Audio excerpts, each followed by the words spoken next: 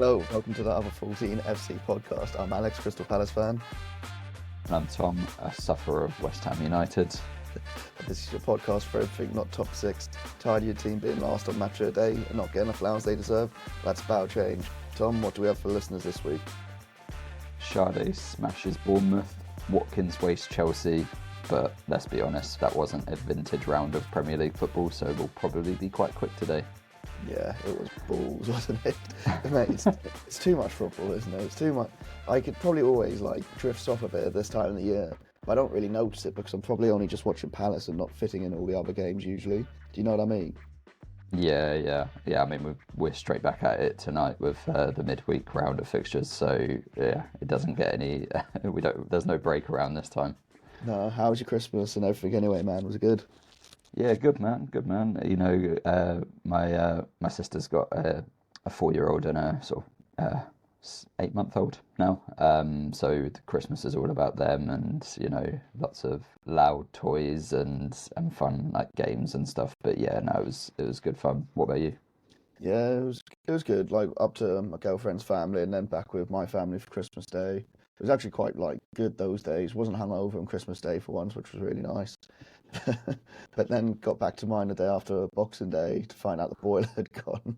So I've been sat here in freezing cold and no hot water. I found a trick to get hot water coming through so I can still shower every now and then.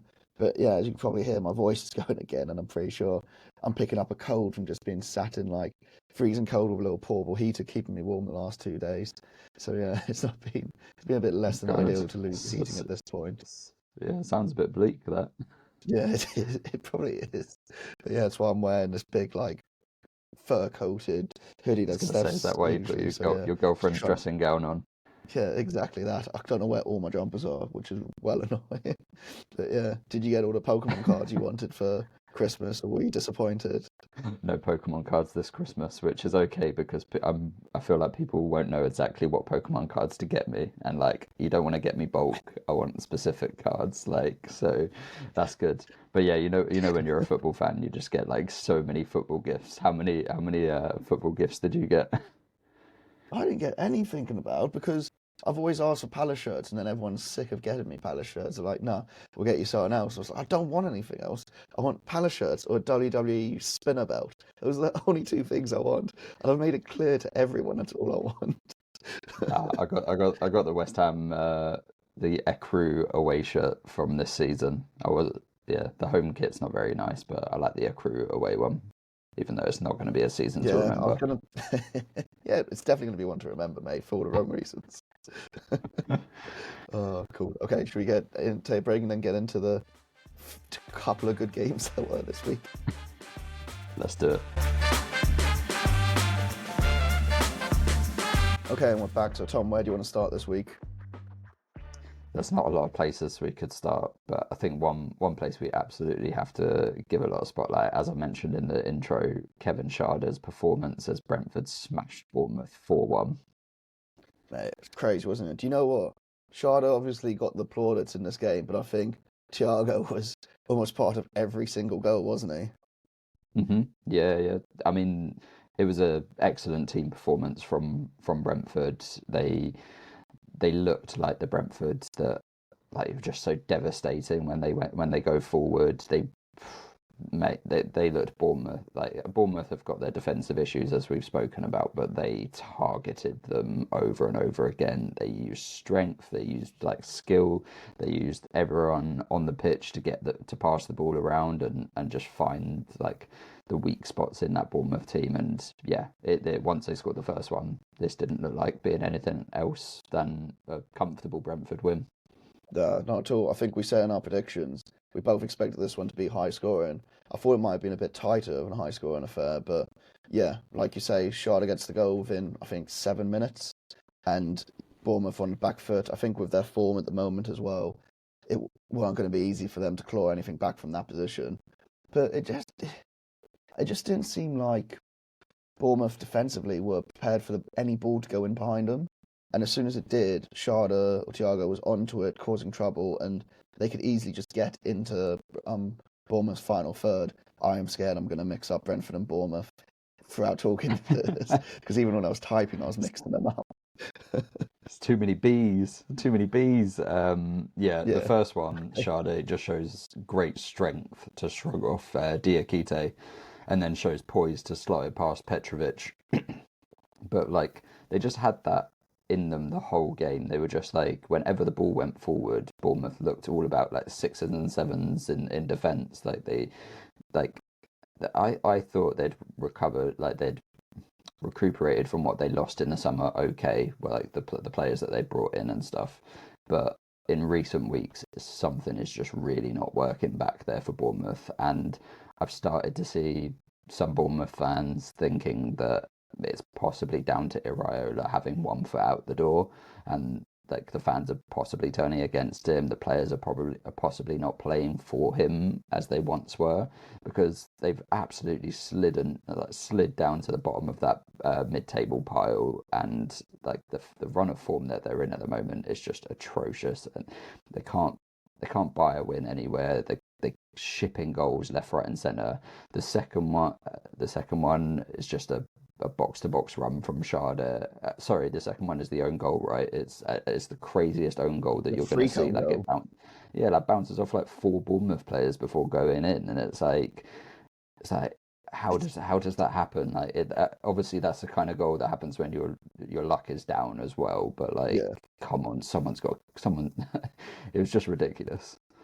Mate, I know you say like it's how did that happen, but each time I watched it, I was like, who am I going to blame here? There's got to be someone to blame for how like freakish his own goal is. But I look at it, I was like, it's kind of hard because I don't know, I can't remember who the defender is that kicks it on to Petrovic, but it's just there like, oh, I guess he was kind of doing the right thing. Petrovic just couldn't get out of the way, and then the way it hits his knee and goes into the back of the net, he just, yeah, I feel a bit bad from that one, but it is because it's just inviting the pressure each time, like in behind him, and like you say, Schade then goes coast to coast. Is the way I described it, and it's just a lovely goal on the break.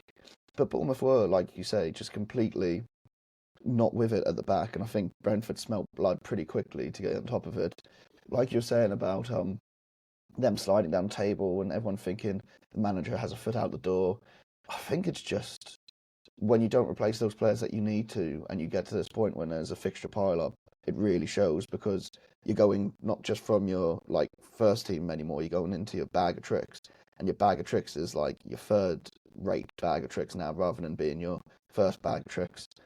God, I said that too many times, but yeah, do you know what I mean? So it's really showing like it's exactly what I'm seeing with Palace right now is we didn't replace Eze, we didn't replace Elise, and now we're paying the price for it, which I think Bournemouth at the back especially are because up front we said they'd always be dangerous, but we were a bit wide for them at the back, and it's kind of been solid enough throughout the season, but in this period where they've been playing games non-stop, it's really shown, and it's shown badly. I don't think it has anything with Iriola going out the door. I think that's a bit harsh because he doesn't really know where he's going to be going. He still needs Bournemouth to kind of do well to go anywhere. Do you know what I mean? Yeah. I think he has like good enough stock in the bank that I think a lot of like teams would be looking to take a chance on him, but he shouldn't be just counting that off. He's like I'm sure he's not. I'm sure he is fighting to find a way to get Bournemouth back on track. In this one, like with the craziness of that own goal, it kind of like down the other end where Bournemouth were actually pretty good as they have been all season in attack. Like I thought they created loads of chances in this one, and in this one they don't get the luck of like the ball bouncing off Cliver where it hits I think it hits the post and then bounces off his beak and goes out for a goal kick rather than like you compare that to how crazy the Brentford goal was where they got the slice of luck that didn't get the slice of luck for Bournemouth that might have been able to bring them back into it, get them going again. But it was too little, too late by that point. But as I say, I think they still had good moments in attack. They just seem to be all over the place in defence at the moment. Yeah, it's that. I mean, Semenyo does get a scrappy back heel, like the scrappiest back heel own goal I think I've ever seen. Which, yeah, I don't really think it even gave Bournemouth hope at that point. Lewis Potter takes the ball off Thiago's head to miss an open goal, and then Schade completes his hat trick at the end with Bournemouth just committing too many men forward. And I think Schade has been one of those players. I think it wasn't his debut, but he scored an absolute stunner against us for his first goal in the Prem. And I've always been waiting for him to like really like hit the heights. I think you've been saying the same thing, like expecting a bit more from him. But he's a decent player. He's a squad player I'd like to have in my team. Would you agree? Yeah, for sure. I thought when he moved over from the Bundesliga, I thought it was possibly slightly too soon. Similar to like Bray and Gruder at Brighton, it's like, okay, I feel like that move could have happened another year or two in advance, like a year or two later. And so I think it took Schade a little bit of time to get used to the Premier League. But since like I think he has become a lot more sort of consistent, and he has like shown that he can reach really high highs. Like his ceiling is is up there with some of the best wingers in the league. I think he's the first German to score multiple Premier League hat tricks in the Premier League history, which like is kind of crazy. Don't think That's German players mad. have that great a record in the Premier League. So like that is open for like Schade to sort of take that role. But like as a winger as well, that is kind of crazy that he's been able to do that. But yeah, I think he took some time to get used to the Premier League, and now he's like, especially with the likes of Mbumo and Visser now off elsewhere, there's a potential for Schade to take that spotlight. Like Thiago has done really well this season. Utara has had his moments throughout the season, but Schade has also been there and done that. And probably from about last season onwards, he was starting to show more consistency and putting his imprint on the game and stuff. And yeah, he's been key to Brentford's charge up the table. They're now, I think, eighth. Yeah, so like that section of table, that mid-table group is just crazy. Where it's just like what 3-4 weeks ago we were talking about Brentford like at the bottom of that pile, like trying to break into it kind of thing. A couple of weeks later, and yeah, they look cozy. Yeah, they really do. I mean, it's just going to take a couple of away games for them to drop down. No, I'm just being mean about that. But yeah, I mean, I'm just bitter because we're dropping down the table and they're going up. Um, yeah, I mean, not much more to take from the game. Do we want to touch on the Semenyo news? Do we want to do anything transfery yet? Probably not. I I don't don't want to know. be I doom and mean, gloomy. yeah, I mean, it seems like he wants to go, and like that it's going to happen. There's apparently several suitors in for him. He's got a release clause for the first 2 weeks of January. I believe he said that he would like it sorted as soon as possible. I'm sure Bournemouth would also like it sorted as soon as possible. I'm sure they would love him to stay until the end of the season, because that is a massive, massive player to lose mid-season. Like that is your talisman. He is absolutely like sensational on his day. His rise to the top has been incredible to see, from his Bristol City and his loan at like Bath City, his loan at Sunderland in League One, like cut through to Bournemouth. He's taken steps up the like just got consistently better and better. He does look ready to kind of make that next move up. But yeah, I'd be gutted if I was a Bournemouth fan. I'd be gutted to lose him mid-season, like especially. I think they're doing this. I think if they do lose him, they kind of just need to get him out straight away, because like you don't want to end up in a situation like they did with Zabani in the summer, where they try and hold on to him for too long, and then it ends up that they need to sell towards the end of the window, and then that drags on. Struggle to find like a replacement and such. So yeah, I think they need to get him out as soon as possible. Could be a bit sad for the fans. Where do you want to go next? Probably Chelsea 1, Villa 2. Yeah, Villa turned this one around. I thought it was poor from them in the first half. It was like one-way traffic for Chelsea, and sort of Martinez is just a bit all over the shop for that, like under pressure for that Pedro goal. I think he's just sort of flapping about. He's not strong enough, and he kind of just misjudges the ball completely. There But then were later on, he does do a great save from Reece James' cross shot. But yeah, not much in the first half for Villa fans. No, I was going to say there's a lot of like accidental goals scored by strikers like this week. I think that was this one, and there's one I can't remember who else. Someone scores off their arse in, in from a corner as well. So it's just like yeah, like saying really not much to pick out of the first half at all for this one. And it did feel like the Villa winning run was coming to an end, but they just can't fucking lose, can they? Like Chelsea should have been 3-0 up at one point. It felt like, but even in the second half, I think Chelsea was still going well. to begin with, but then the triple change from Emery changes everything in the game. And yeah, we see Watkins turn into the Ollie Watkins we know after, well, the equaliser, I think, is a very fortunate one. Once again, like an accidental goal, where it's basically he scuffed the shot against the keeper and it's come back, hit his knee in the perfect place to look like a rocket into the back of the net. And yeah, that sets Villa on their way, doesn't it?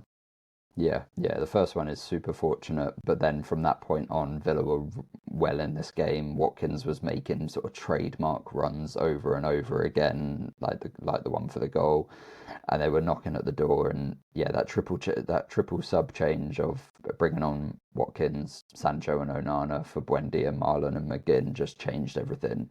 And that during this run, one thing that Emery has done sensational, and the players especially, the substitutions they've made. How many times have we said, yeah, Emery made the change at the right time, or he changed things at half time when it wasn't going well and stuff like that? It's real testament to the squad that they have built, Emery's management and knowing when to make the changes, and also the players for like not being upset that they're on the bench, kind of like using it to like galvanize them. Like I'm sure Watkins would have been pissed off that he was on the bench in this game. Like he is Villa's main man. He's been a bit down on the goals this season, but he'd be pissed off that he's not being given the starting chance to get that monkey off his back and to get the goals.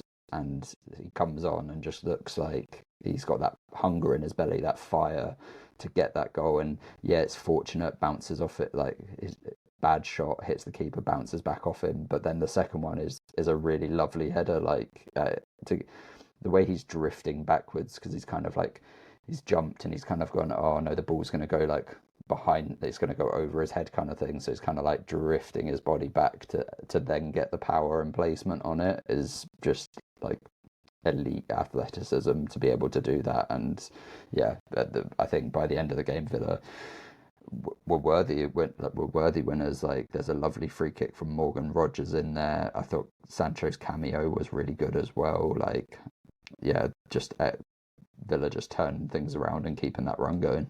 Yeah, I think what Villa have is a collection of star players that if one of them isn't like firing on a day, another one could be, or another one will be. So Morgan Rogers didn't have like the standout game in this game, but he has in the other ones. Watkins turns it on in this game. They could have one where McGinn turns it on. I mean, you say Sancho did have a good period in this game, but he's not lived up to what I thought, because I predicted he could be like a standout this season. And I think if he gets a bit more game time, maybe. But then you can have Marlon that can make the difference for them. They have a lot of people that can make difference in games, don't they? And yeah, it's shown throughout this run how they're getting it all over the line. But to be able to do a complete like 180 in this game, I think that's something that's a bit. It scares me a bit of Villa, because I think if Watkins is finding form, finding the back of net, if they have the belief they can come from behind and just not lose, they could go on and win the league. Do you think, or is it too much of a pipe dream? Well, Emery said before this match, he said that's what you guys are talking about, you and the media. Like we are not talking about a title race in December. Like we've not even hit the halfway point of the season, but at the time of recording. So it is. I completely understand his point. It is super early days to be talking about a title race. Like it's not like. There's going to be dips in form. This, like winning 11 games in a row is crazy. It's really impressive. But yeah, there's going to be a time when results are harder to come by, like they were earlier in the season. So yes, like the Villa have the squad to be able to mount a title charge. I do think. Like I think we were pretty high on them in pre-season. It's just a case of keep going, ignore the outside noise, and just keep trying to notch up wins. At the end of the day, if they end up in a Champions League spot, that's still a very successful season for Villa. Go top of the table. I want it more than anything, because the fucking arse will completely fall off Arsenal and it'll be amazing. There'll just be nil left. Right, my last little tidbit about this match is Matty Cash, for the third year in a row, has picked up a yellow card suspension, so he misses a festive fixture. That man loves a day off around Christmas. That's so obvious, isn't it? Was it who was it? Neymar doing the same thing for Oh, his for his sister's birthday, birthday. Yeah, Neymar and his mystery Champions League knockout injuries that he had every year. absolute class. Yeah, cool. Okay, where do you want to go to next then? Well, I don't really want to go here, but it's the last win for another 14 team this season, this weekend, sorry. Unfortunately, it came at the hands of my West Ham. West Ham 0, Fulham 1. It's a pretty boring game, to be honest. Like, I was gonna say, it wasn't much in the first half from what I saw, but yeah, I mean, you looked a bit busy at times. Like, yeah, Bowen had a few chances. Probably should have put one of them away, would you say? Yeah, yeah, Yeah. yeah. It felt like Fulham were there for the taking because I don't really think they got out of second gear. From a Fulham perspective, I think they knew they'd get a chance to win it, and they took it. Like they knew West Ham have got a defensive mistake in them for sure. They knew that was going to come at some point, and Fulham in the sort of form that they're in, the sort of confidence that they have with like Harry Wilson and stuff, they knew that if they got that chance, they'd probably score. Whereas West Ham had chances, didn't look confident enough to score. Like, yeah, Bowen had a couple. One of them he should have taken first time. He lets the defender get in on it, scuffs the shot. Another one is like sort of melee in and around the sort of 6 yard box kind of thing. And it's like, I mean, if Bowen's not scoring, then nobody's scoring. Like, it's just like Callum Wilson came on in this one. Yeah, he looked okay. He got about, but there was like one chance where he was like Dragged him running past the post, through didn't he? Yeah. yeah, he's like running through on goal, and it's like, well, yeah, he's 33 years old. Like, he's run like full pace 20 yards with two defenders on his back. This isn't the Callum Wilson of old who's going to be able No. to like muscle them off and then get that goal, get the ball into the box and pick his place sort of thing. He sort of snatched at it a bit. We're from a West Ham point of view, we're in desperate need of January and some signings. Like, the squad management is poor. We don't have any wingers outside of Somerville and Bowen. Like, Fulkrug's off to AC Milan, so we're literally just got Harry Wilson. I'd love to have Harry Wilson, Callum Wilson, I was and gonna say, what do need you a make of centre back. watching Harry Wilson this season in person? Because when I went Craven Cottage, he looked really good. He looked like the type of player I wanted in my team. He looked with his headband and everything, he looked like old school Messi getting about the pitch when he had the ball. Like, he looked like Fulham's creator, like Fulham's everything really. When I saw him play, Yeah, you were saying that. he was clearly Fulham's best player. There was like a chance early where Ollie Scholes, who had a difficult game, I was gutted from that he made the mistake towards the end. He was in tears after the match, just like gutted for a young academy player just to make that mistake kind of thing. But early in the match, he let Harry Wilson cut inside, and it was like, all right, if like there's one thing you do with Harry Wilson, it is don't let him cut in Yeah, on his left foot. Like, you have to show him down the line and hope that he, like, if he's going to beat you with his right foot and across, like, that's the best sort of thing that you can do against Harry Wilson. If you show him in on his left, he's gonna do damage, and it was sort of an early sighter for him. But even for the goal, he makes the most of that mistake, cuts in on his left, and sort of like floats the ball in. It's, again, poor centre back play, not to be touch tight to your attacker, let him have a free header in the 6 yard box kind of thing. But yeah, and for a Fulham perspective, that felt exactly who they'd wanted it to. Like, if that was him on the as other side of the yeah. pitch, all right, probably don't think it's going to be a goal, but it falls to Harry Wilson, who just absolutely picks out Raul, and yeah, it's a nice little header back from where it came. But it was just this was really disappointing from a West Ham perspective, because, like, as I say, I think Fulham were there for the taking. I don't think they got out of second gear, and West Ham did create chances. Yeah, like, well, no, it's bad loss for you on, like, it's that run of, 3 games where you want something out of, well, anything out of them. You've got Brighton and Wolves next, where there has to be a win Well, in we've there. got Brighton, Wolves, Forest are our next three, and I was obviously, Christmas time, everyone's like, oh, how are West Ham and that, and I was like, well, we've lost to two title challengers in the last couple of games, so difficult, but we've got 4 games, including this one, where I was like, ideally we need to pick up 7 points at a minimum, like, and that is still the case. It's going to be much tougher now that we've let this one slip. Like, we need to. I think Brighton, God knows who's going to turn up tonight when we get them. Forest, Wolves. It just feels like we're going to be the team that Wolves beat. I'm actually praying they beat Man United so that they get that off their back. Oh, mate, what was it? So I think that's 6. He lost all 6 London derbies this season. Most home defeats in a year for West Ham. Is Nuno in trouble if he loses these games, do you think? At this point, it's not a manager issue. And there was a protest during this one, the No More BS for Brady Sullivan protest, where loads of fans were holding up sort of red card little placards that said no more BS on it and chants of sack the board, because at this point it's just been like really egotistical management of a Premier League team over the years. Like the way that the club is run, the way that David Sullivan does business, the way that he does transfers and stuff is just really like egomaniacal. It's like really old, like not thinking about any of the future. It's like, oh, that player, he wants this money, let's get him in, and he'll fix a job. He'll fix this hole for like a year, and let's not worry about the future. It just seems to be that with West Ham. It seems like that for a while. Do you know what I mean? When's the last time you signed someone? It's like, oh, he's promising for the future. He'll fit in. He'll go.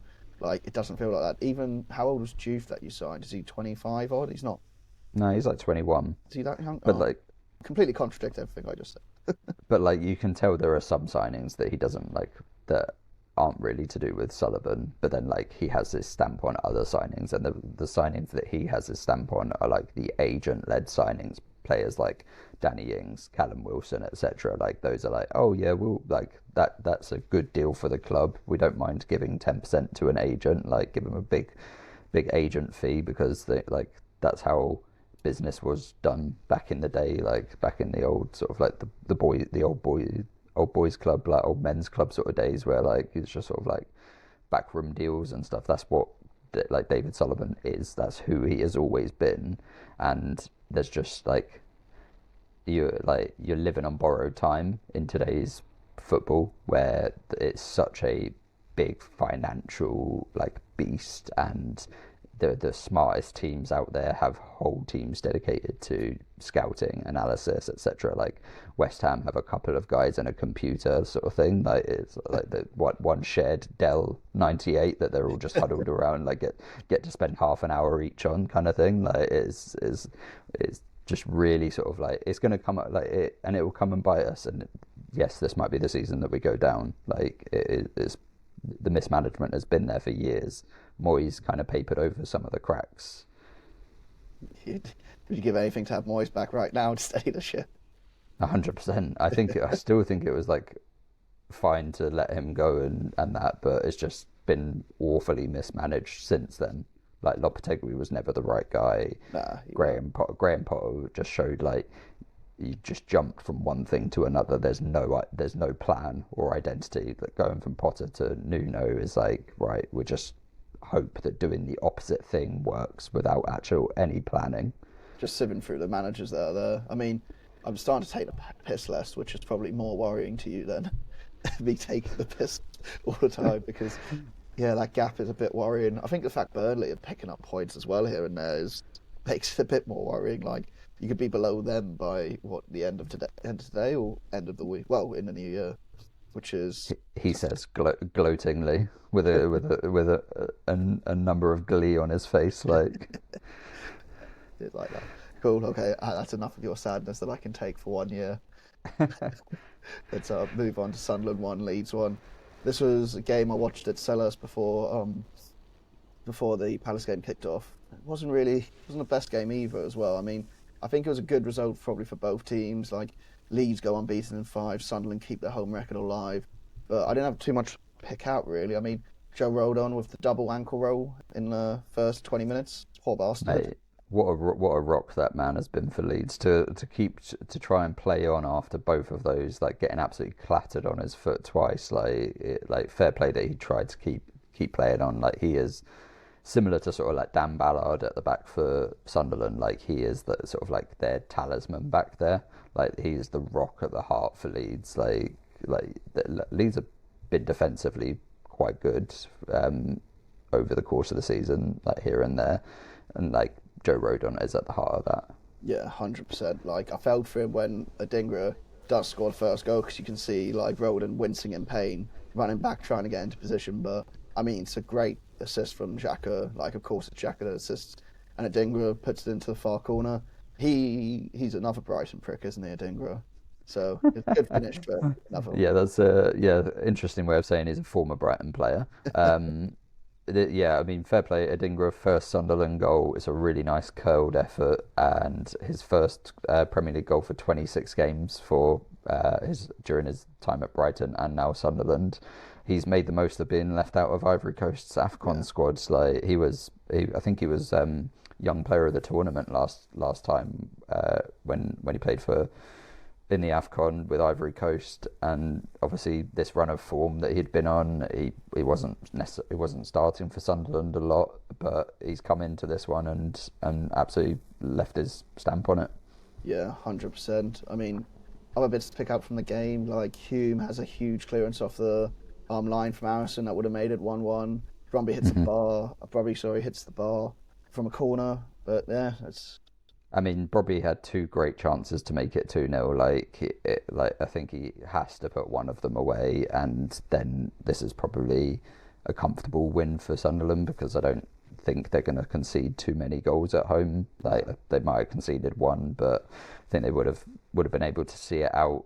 They were typical Sunderland, putting in very strong tackles like the ones on Rodon. There was one on Ampadu as well, and then Leeds get back into it with a really, really sharp, technical, just elite counter-attack goal. Like there's another counter-attack goal that we'll come on to in one of the other games that was sort of like showed like the difference of like counter-attack goals. But this one was just like exactly what you'd work on the training pitch, like quick, like one. Beautiful, wasn't it? Like it was just like really like pinpoint precision with like the passing and just the pace of it that went on, like really like sharp play.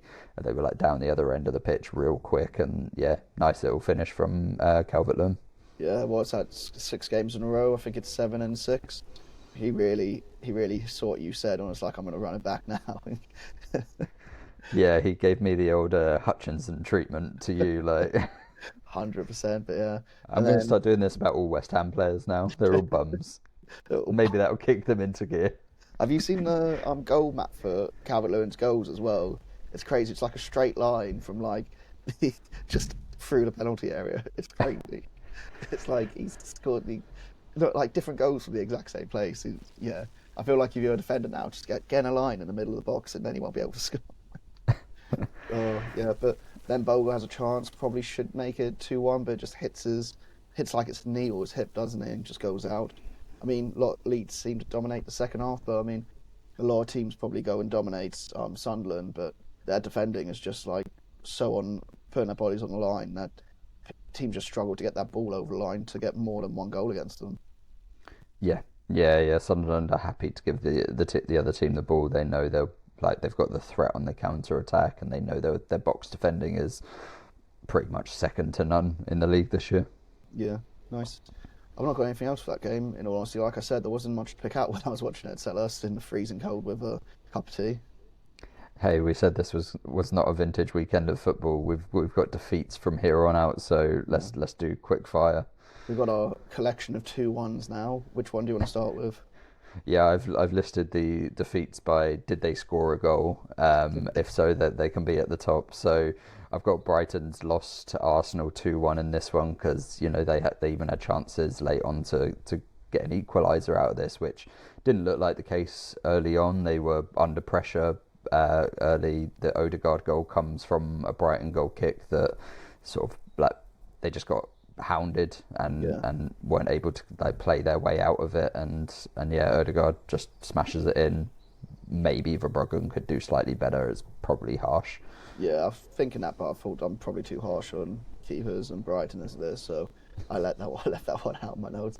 But yeah, do you think Verbruggen was lucky to stay on the pitch with his foul on that? No, I think it's Gyökeres. I think it was fair. Like he's so far out of the goal, like it kind of reminded it was similar to that Emi Martinez one at the end of last season against Man United. Yeah. But that one was a lot closer to the box. Yeah. And there wasn't like a covering defender in the same place. So like that one I could understand a little bit more, whilst I still think it was harsh because there was a defender who could have got into place. This one, I don't think Gyökeres's mate, like, without one, there was a covering defender already in the box. Too far. Like, by the time he would have got the ball from like the corner flag area, like, and then turned towards goal, more Brighton defenders would have been back. Like, it's a foul for sure. It's a yellow card, but I think it was fair that it wasn't a red.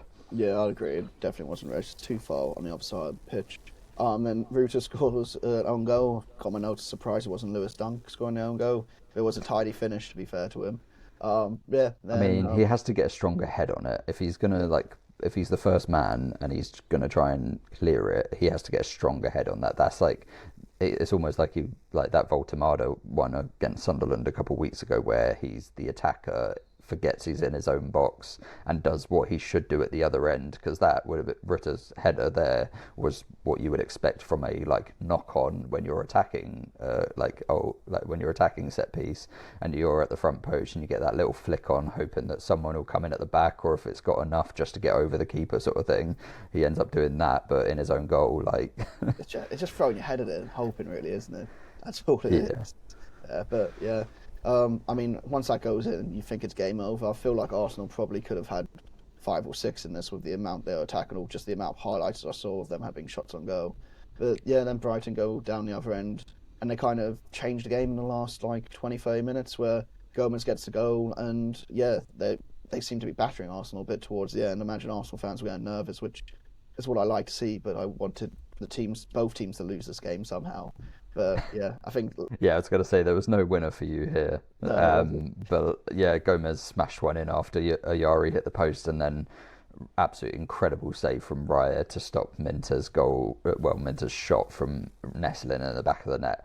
Yes, Minter could probably put it in the corner a little bit more, but it's still just like the pace he had on that shot for Raya to get across and save that was just like incredible. And yeah, that was probably the one where I was like, okay, probably Brighton won't nick a point out of this game. Like, they probably didn't deserve to. As you say, Arsenal created quite a lot, especially in the first sort of half, and then kind of on the counter in the second. Like, there was a Martinelli one late on that he should have done better with, but it could have been sensational, smash and grab, get a point at the Emirates for Brighton. Like, they were in this with a chance. Yeah, 100%.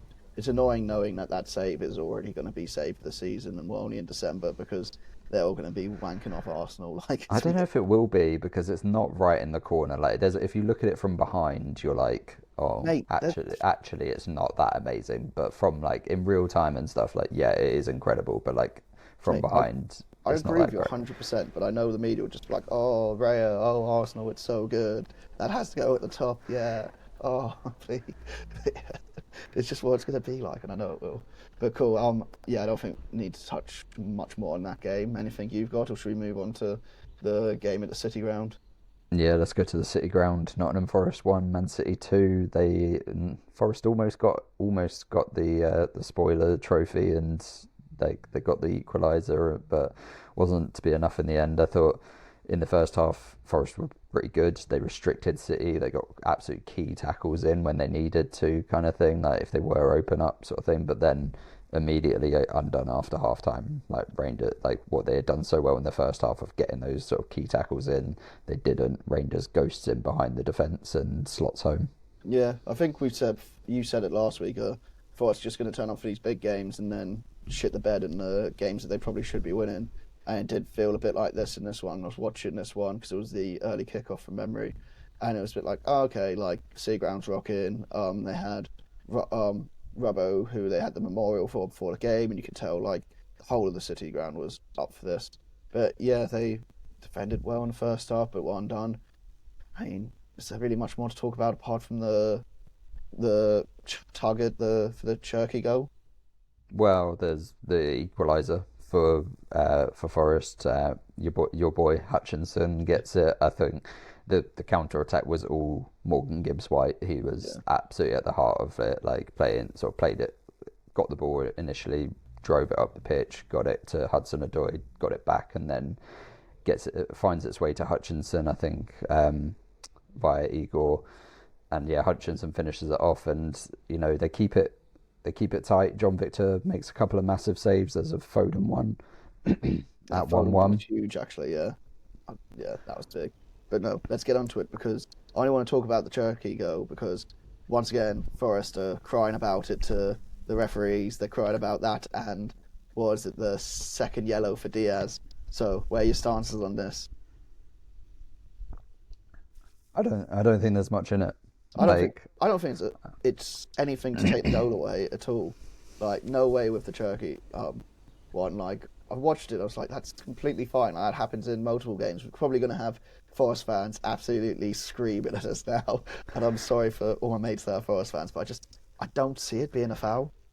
No, if it was a West Ham player, yes, I'd probably be screaming for it and be like, yeah, he's pushed him down and stuff. But I don't think there's much in it. Like, I think Morgan Gibbs-White makes the absolute most of that situation. It's O'Reilly, isn't it, that pulls him down? And it's just a bit like O'Reilly's just a scrawny little kid, really, and Morgan Gibbs-White's like a bit of a brute. He's just like, oh, come on, mate, yes, don't be going down that. Well, maybe not that easily, but it just doesn't feel like it. I think for me, it's more the hysteria Forest have made out of it, because I thought out of all the other things that they've made hysterias out of, like the past few years, they might have learned lessons. I know, like, a few of my Forest fan mates have been like, yeah, it is a bit embarrassing when this happens, and like the media storm of it all. Like, but it's going to happen with their management and just how Marinakis wants to run it.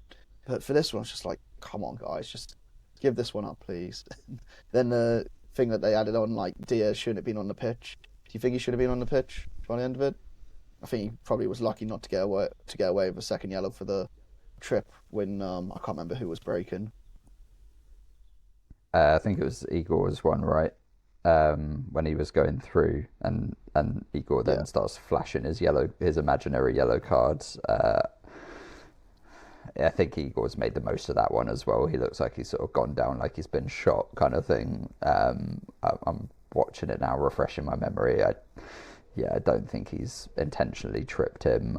I think it's maybe a small coming together, but Igor goes down like he's sort of raked to the back of his leg and like studs up him, sort of thing.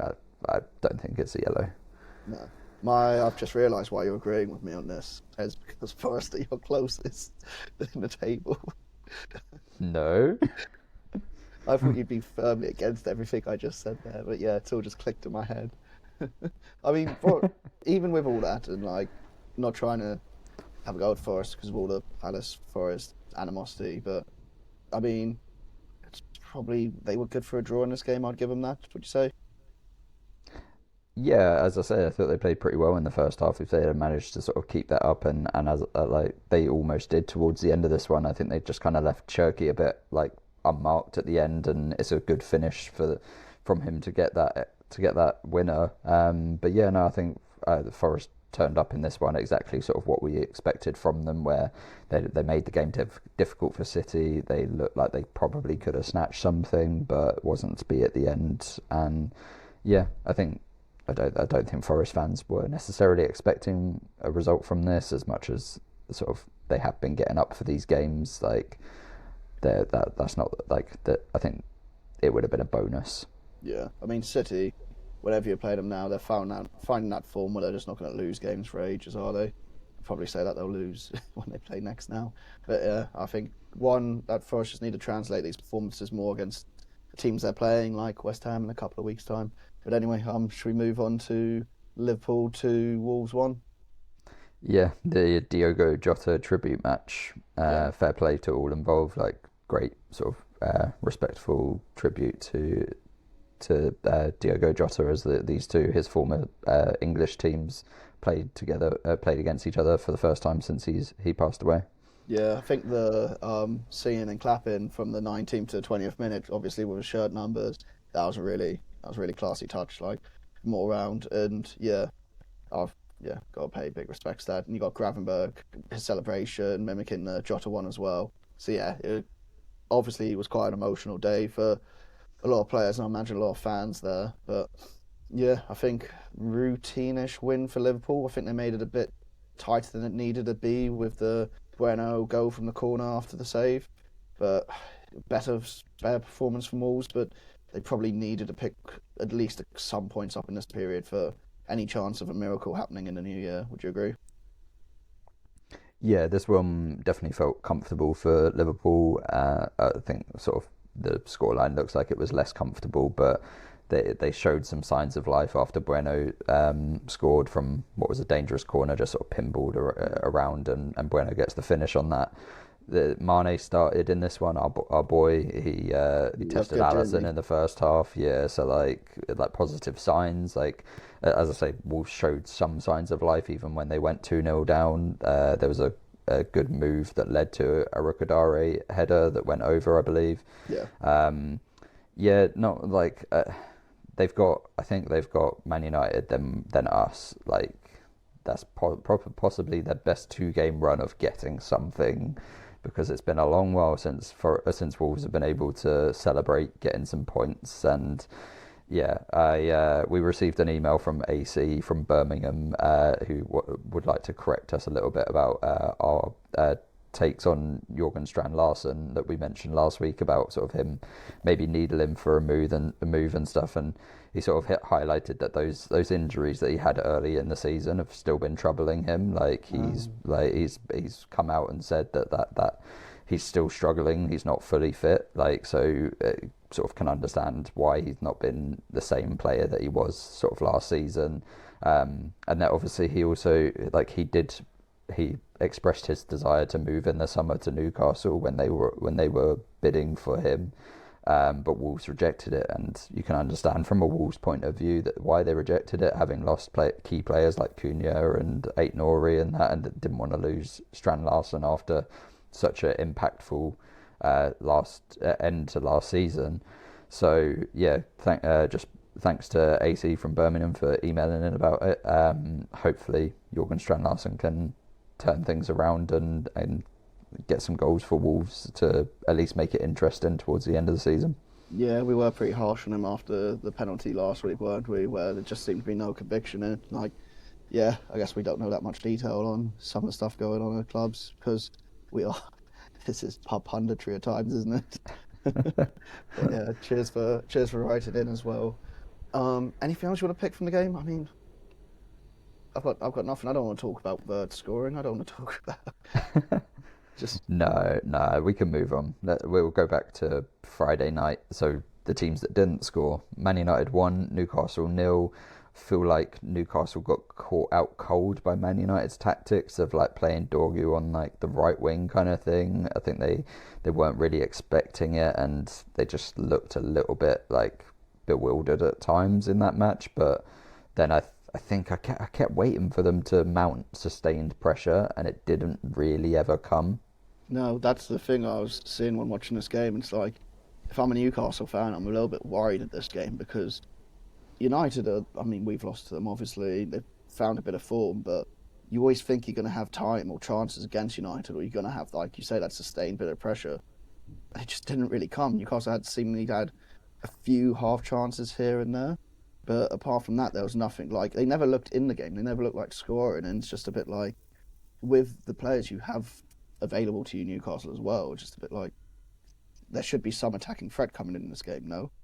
Yeah. Well, I mean, Man United had decimated at the back as well, and in midfield, like they were like Newcastle. I was fairly confident that Newcastle would have got something from this game. Like they were sort of restricted to half chances and long shots. Really, like there's an absolute belter from Lewis Hall that hits the crossbar, Yeah. but outside of that, it didn't really feel like they didn't have one that sustained pressure. They weren't creating really sort of golden opportunities. They like definitely weren't as good as we've seen Newcastle be at times. Again, it continues on. Their away form is trash, and their home form is what's like giving like they're just so helter skelter with that away home form. It's really like until they start winning away, I'm going to stop predicting them to get results on the road. To be honest, Well, they got Burnley away next, so that should be somewhere they're hoping to pick up points, but who you knows? say that like Burnley haven't picked up a couple of points. Yeah, it could be resilient showing from Burnley there to get a point out of it. Anything else to touch on that game before going into Spurs Palace? I know we're kind of filtering through these quite quickly now, but there really wasn't much for us to pull out at all. No, I mean Um, this game happened like 5 days ago, and they're going to play like yeah, what, tonight or tomorrow night anyway. So no let's one move on cared. to Palace Palace Spurs. 0, Spurs 1. Go for it. Yeah, I was there for that. Spurs were comically bad in this game at times, like comically bad watching it. Like I was in the stands laughing or just being like, "What is this?" And people around me were doing the same thing, and we still fucking lost to them. We still fucking. Oh, we're shit. We're desperate. I'm not blaming it on fitness or players missing. I mean, Munoz and Sarr not being there is, yeah, it is a big miss for us, but we should have beaten this team. I don't know how we lost to this team. My highlights of the game were the two Richarlison goals that he celebrated like he won the World Cup for them both to be VAR'd out. I was just like, that is like Premier League fucking heritage right there. But yeah, we don't look threatening in attack at the moment. And Spurs, and we can't do anything from set pieces, and we can't defend set pieces in this December period. So yeah, Archie Gray goal was very scrappy. I absolutely saw red when at half time I was looking at the commentary for the game and like Archie Gray should be starting for England. He's that good. I was like, he scored a fucking shitty header at the back post. Like, let's not get ahead of ourselves in this. But yeah, I mean, I don't think we deserve. I want to say we deserved a point in the game, but if you have no fucking attacking threat the whole game, then we had attacking threat but no end product the whole game. That's probably a better way to describe it. And I don't think we deserved anything out of it. Yeah, I think Palace attacked well, but had like they created enough to get something out of this game, whether it was a draw or a win. But you have to put one of them away. Like there were plenty of chances for Palace to score, and weren't able to put any of them away. So yeah, you're gonna and again not clearing your lines for that Gray goal. Like there were opportunities to get a Palace head on that, or like to get it out, or keeper come and get it, sort of thing. So like. Again, similar things that we've been saying about Palace in recent weeks. Obviously, it's 5 defeats in all competitions now in a row, I believe. And No, we drew in the oh, you drew with it. yeah. Oh, okay, We fair drew enough. with Crockery Cups, yeah, teacups, yeah. Teacups And FC. to be fair, you also drew with Arsenal in the Carabao. But yeah, 3 losses in the Premier League out of 3, and yeah, it's looking difficult because, as I say, attacking well enough to get points, but you got to start putting them away. Yeah, we need some signings in January, which we won't get till the end of the window if we get any. And my mate Dave, who listens to the pod, blames me because I think when we beat Burnley or Fulham, I said we're going to win the league. So it's probably he said it's all gone to shit since that comment. It's okay. You're just drifting back to 12th, like Yeah, just slowly, calmly we're drifting back to 12th. Like hovering back to it's where we like, belong, a nice yeah, safe place of 12. That's it. exactly. It's just like comfort. Normal order is being resumed. The Alex war- can stop like getting his like getting too above his state. Like, the warm embrace of 12 is coming, and I can't wait. well, it Cool. beats the cold embrace of relegation, mate. Oh, cool. I'm not even going to fight to say anything about Burnley 0, Everton 0, as you predicted. Yeah, no. Do you know what, mate? I was doing like the notes for this, and I didn't even know this game happened on whatever day it happened. So yeah, that can go into the fucking doldrums Into of the 0-0 void it goes. Cool. Okay, let's get our predictions for the games over the New Year's period. Where are we starting? Let's go Burnley Newcastle. I'm going to go 1-1. Well, nice. Yeah, I'm going to go 1-1 as well. Actually, I feel like Burnley could be resilient enough to get something out of that. Chelsea. As I say, until Newcastle win away, I'm not going to back them. Chelsea Bournemouth, I'm going difficult one. 3-0 Chelsea. Sorry, Bournemouth. Ooh. I think it's going to be a cold end to the year. I'm going to go 2-1 Chelsea. I don't think either team can defend. Nah. Forest, Everton, Dyche Derby. I've heard this outlined as. I'm going to go for 0-0. Well, this is obviously the rematch of teams that played each other like 3 weeks ago, Yeah. like this round. So, yeah, I think I'm going to back the home team in this one. I'm going to go Forest 1, Everton 0. Cool. West Ham, Brighton. Desmond 2-2. I'm going to go 2-0 West Ham. Go on, do it. Do it for me, please. The first time you've ever backed me. I think so. Arsenal, Villa. I'm going to go 2-1 Villa out of hope more than anything. I'm going to go 1-1. Yeah. Fair. United Wolves, are you going to go for 1-1 here as well? No, this is where I back Wolves to hope that they don't win. Actually, no. I need Wolves to win. I need Wolves to win in this game so that they don't win against us. That's how the football works. Wolves are going to win this one 2-1. Cool. That was all the Wednesday games. So then all the Thursday games, starting with Palace Fulham. I'm going 3-0 Fulham. We always lose to Fulham 3-0 this time of year, I swear. It feels like there's some voodoo they You have beat over them us. 2-1 like 3 weeks ago, bro, and you were giving it the big one at that. No, but that was away. It's different away. At home, they haven't beaten us away in like 20 years, but at home they batter us 3-0 last 2 years in a row, I think, or something stupid.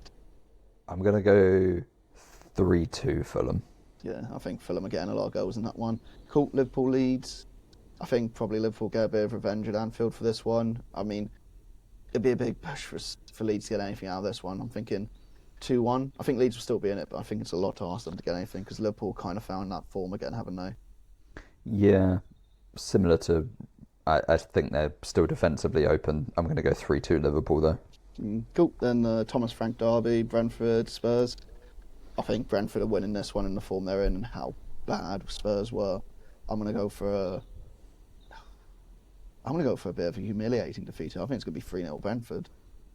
Ooh, I'm going to go back Brentford at home 2-0. Do you know what I mean? Just G-Tech, under the lights against the top 6 team. They always seem to do it, don't they? Yeah, no, for sure. And then lastly, Sunderland, Man City. It's hard. That's Sunderland's unbeaten record at home. It's going to get its fiercest test on with this game, isn't it? But I think they'll come out 2-2. Ooh, weekly Desmond. Yeah. I just think City are in that annoying form where they just pick up wins. I'm going to go for another City 2-1 and Sunderland's home record to drop. Yeah, you are right. They are in that form, aren't they? I think I said it a few weeks ago. It's just going to be that period of the season where they just don't drop points, and it's happening now. Cool. Yeah. Okay. That's everything for this midweek. I don't know when we'll be back with the this period. It'll probably be in the new year, early sometime. But yeah, I hope everyone's had a nice Christmas and everyone goes into the new year full of calories and alcohol and just happiness. And yeah, cool. Feel free to rate and review the podcast. Tell your friends. Follow us on socials at Instagram, TikTok, Blue Sky, Reddit at Other14FC Podcast, and email at other14fcpodcast@gmail.com. But yeah, before we go, what are you doing for New Year's, Tom? Absolutely nothing. New Year's is a horrible night out. What about you? I'm going to my mate's house to drink, eat, and play Ocarina of Time until midnight. So we're very cool people here. Sounds super fun. Mate, it's right. That was never good on New Year's Eve going out, is it? That's the thing. Nah, waste of time and money. But yeah, just anyone have a chill one at home. Yeah, everyone that's going out, hope you enjoy yourselves. If not, we'll be here in the new year to have more bullshit to listen to. Otherwise, catch you next time. Cheers, guys. Bye.